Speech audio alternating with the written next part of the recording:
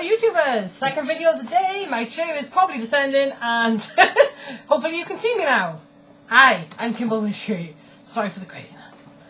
Yep, my chair is definitely descending and this is my second video of the day. I promise you in this short space of time between the last video and this video I haven't gone and eaten a bag of sugar. I'm just feeling very high on life. Okay, so let's jump straight into it. This is part 2 of my catch-up videos for the YouTube Pagan Challenge. The first one I'm going to deal with today on this one is number 10. What do the moon phases mean to you? Okay, let me think about this for a second. Because I have a terrible habit of doing these without thinking about them and just jumping straight in. The moon phases to me are pretty important. Not necessarily so much for the magic that I do, because I know there's a lot of people that will time their work-ins dependent on the correct phase of the moon. But the only one I really take any notice of is the full moon.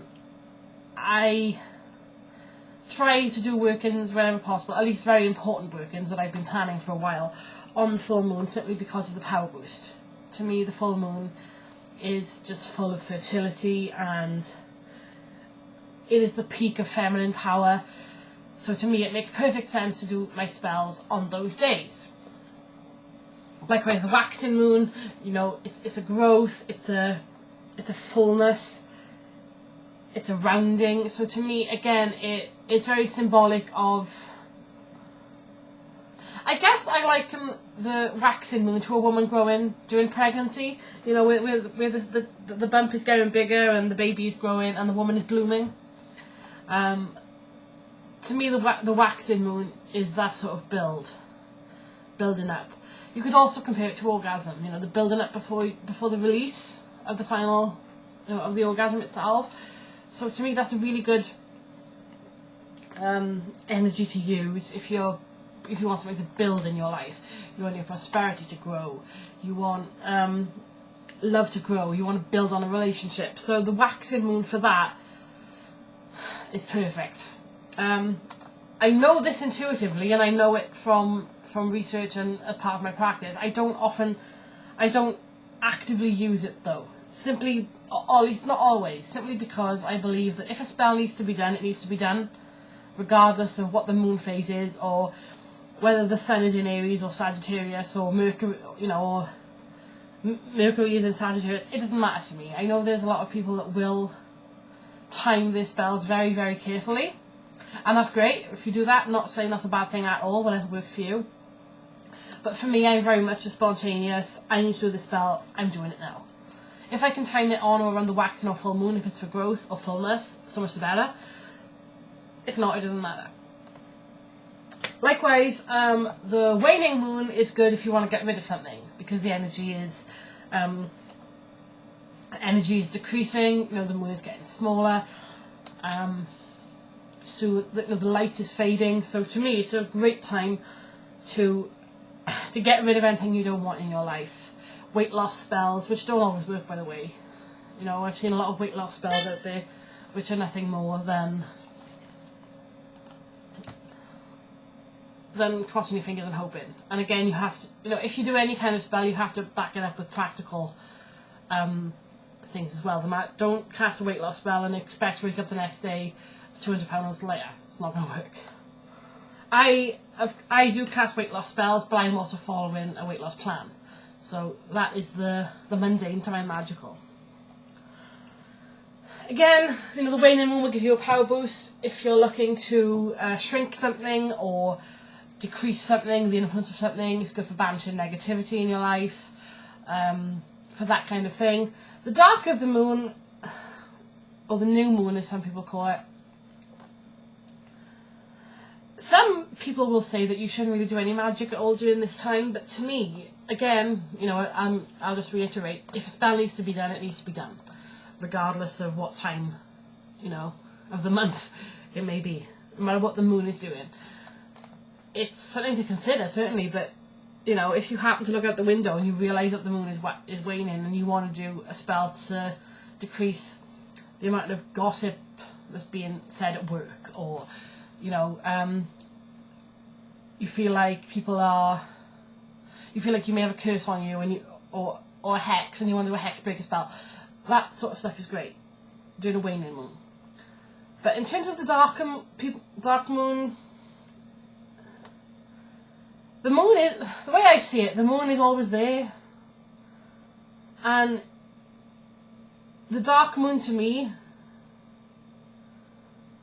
just because I can't see it doesn't mean it's there. So I will still use magic that invokes the moon, or moon imagery, or moon goddesses, even at the dark of the moon, because it doesn't mean that they've disappeared. You know, they haven't clocked out and gone off for a meal someplace. They're still there. You just can't see them. So that's kind of my thoughts on moon phases. I'm going to jump straight into the next topic because it relates quite nicely, and that is number 11. What does the sun mean to you? On a non-magical level, the sun, to me, I'm always happier when the sun is out. I don't know if I've got this seasonal affective disorder or whatever you call it, but to me, everything feels much easier and much lighter when the sun is out. I'm motivated to do things. Excuse me, my trousers are making me itch. I'm motivated to do things. I want to get out. I want to get outdoors and do things.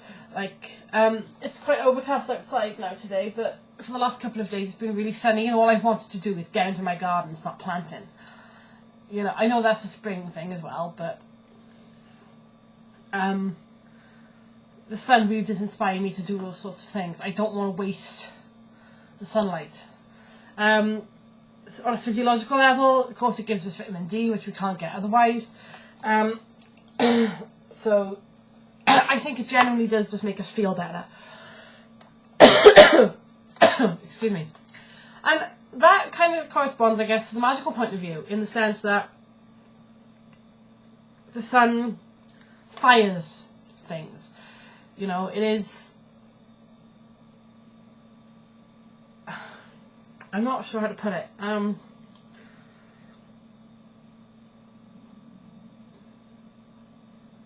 I think when the sun is high in the sky, it's radiating all this warmth, all this light, all this heat, all this power. So, to me, I feel personally more magically powerful on a sunny, hot day. It's like I'm channeling that power from the sun. Of course, with my druid leanings, druidry is a solar orientated path, whereas Wicca is a lunar orientated path. It's like I'm filled with... How can I put it? It's power, but the moon fills me with power too, and they feel very different, and it's really hard for me to try and put into words what I'm trying to say, the feeling I'm trying to explain. The sun is very sort of fills me with energy in the sense that I want to, you know, I'm buzzing to go and do something. It's the sort of energy, it's restless energy, I guess. There you go, restless energy. I want to do things. I want to get it sorted. I want to do this work for prosperity. I want to go out and plant herbs. I want to go out and plant flowers and fruit. I want to be outside working with nature. That kind of energy. Frenetic, sort of restless, I must do this now kind of energy. Whereas lunar energy is more subtle, silken, magical, feminine. I guess the sun's energy is very masculine in the sense that, you know, men will just decide to do something and just go do it. Again, I'm generalising, I apologise, I don't want to be sexist, but the men in my life are very much, okay, right, I'm going to do this, let's go do it. Within a split second. They don't want to think about it, they don't want to, you know, ruminate over it, they don't want to second guess it, they just go do it. That to me is sun energy. Whereas lunar energy is more reflective, more, okay, this is what we're going to do, let's think about it, how can we make this work, how can we ensure this comes, you know, it's gentler, it's subtler, it's more flowing, whereas sun energy is very much in your face. And that's probably a really bad explanation of what I'm trying to say.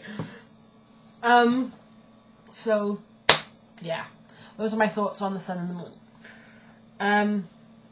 I hope this video has made some semblance of sense. If not, I apologise. And in all fairness, I'm probably going to leave it there simply because I can't think of anything else to say. So thank you for watching. I may make another video shortly after this talking about some stuff that's going on with me that I'm excited about. So keep an eye out for that. In the meantime, blessed be, and thank you for watching.